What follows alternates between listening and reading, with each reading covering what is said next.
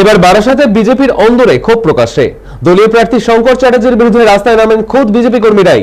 এদিন তারা বারাসাতের ময়না চেকপোস্ট এলাকায় তুমুল বিক্ষোভ দেখান। এই ঘটনার জেরে তীব্র উত্তেজনা ছড়ায় গোটা এলাকায়। আমাদের সাথে এই মুহূর্তে টেলিফোন লাইনে রয়েছে আমাদের প্রতিনিধি দীপ সেন। দীপ, ঠিক কি ঘটেছে? দেখো, যখন থেকে বিজেপির প্রার্থী তালিকা প্রকাশ হয়েছে তারপরে কিন্তু বারাসাতের যে প্রার্থী শঙ্কর চ্যাটার্জি তার বিরুদ্ধে কিন্তু একাধিক ক্ষোভ বিজেপি কর্মীদের মধ্যে ছিল।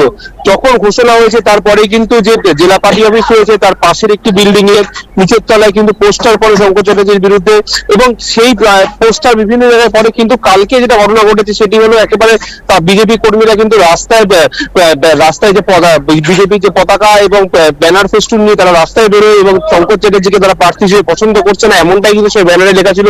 পাশাপাশি আরো অনেক কথা লেখা ছিল। এই টোটাল পুরো ঘটনাটা ঘিরে কিন্তু একেবারে রাজনৈতিক তরজা তুমুলে উঠে গেছে বারাসাত শহর জুড়ে।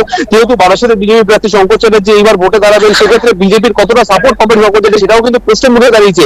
এবং আরো একটি কথা আমাদের দর্শককে বলে রাখি, একটু আগে একটি খবর আমাদের সামনে এসেছে, সেটি হলো বারাসাতের এক রাজ্য কমিটির এক উচ্চতর বিজেপি নেতা, বর্ষিয়ান বিজেপি নেতা, তিনি কিন্তু বারাসাতে নির্দলীয় হয়ে দাঁড়াতে চলেছেন এমনটাই কিন্তু সূত্র বাবদ খবর আসছে। এর ফলে কিন্তু যে বিজেপির মধ্যে অন্তর্দ্বন্দ্ব কিন্তু আবারও প্রকাশ্যে উঠেছে। যদি শঙ্কর চ্যাটার্জি বিজেপিতে দাঁড়িয়েছেন এবং তার পরবর্তীকালে আরেকজন বর্ষিয়ান নেতা সে যদি নির্দলে দাঁড়ান, সেক্ষেত্রে কিন্তু বিজেপির যে ভোট সেই ভোটটা কিন্তু দুভাগ হতে পারে, আখেরে কিন্তু লাভ হতে পারে তৃণমূলের, এমনটাই কিন্তু ধারণা করছে রাজনৈতিকবিদেরা।